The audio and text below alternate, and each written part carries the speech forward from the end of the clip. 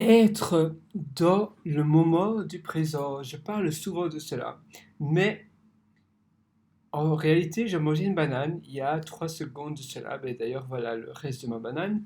Et je pensais à autre chose. Je pensais vraiment à quelque chose de tout autre. Pour tout vous dire, c'est euh, des trucs personnels, mais même pas. En fait, c'est vraiment pas intéressant et personnellement, j'ai pas envie de vous le dire. C'est peut-être. Bon, peu importe, revenons à nos moutons.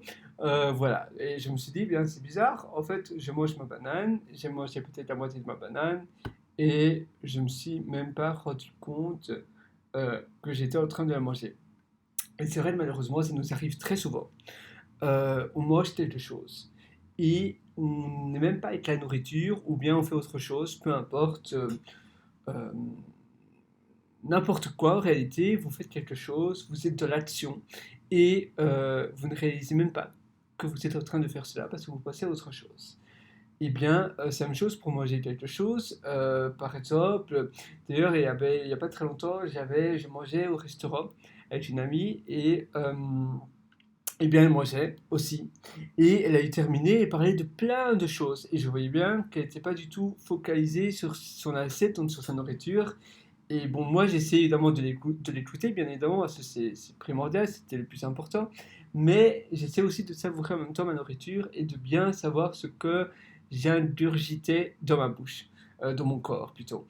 Et je voyais qu'elle, en réalité, eh bien non, elle avalait comme ça, elle mangeait assez vite. D'ailleurs, bon, moi, je suis assez connu pour manger lentement, mais elle mangeait quand même aussi assez rapidement. C'était un peu l'opposé. Et après, je lui ai dit, ah tiens, en fait, elle avait une assiette, et je sais très bien, en fait, elle n'avait pas de petits pois. Vous savez, les petits pois, euh, des petits ronds, les petites boules vertes, peu importe.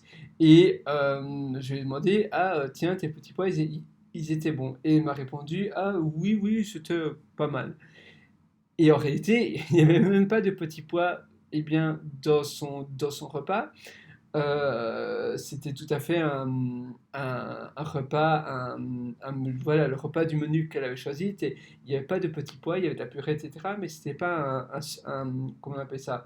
Un stoum, vous savez, un stoum, c'est, mettons, des légumes avec de la purée.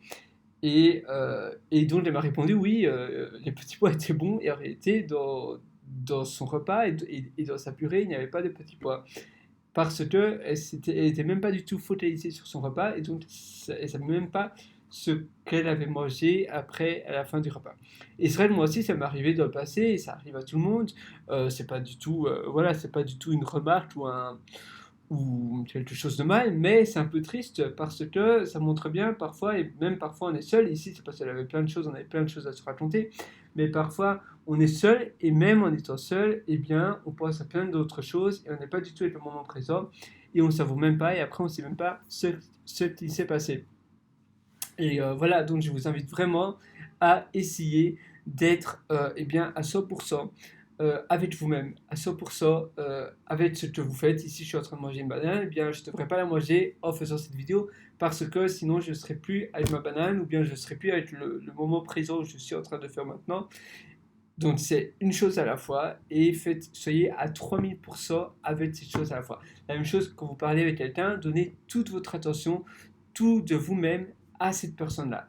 Et soyez vraiment à 1100% en attention avec cette personne.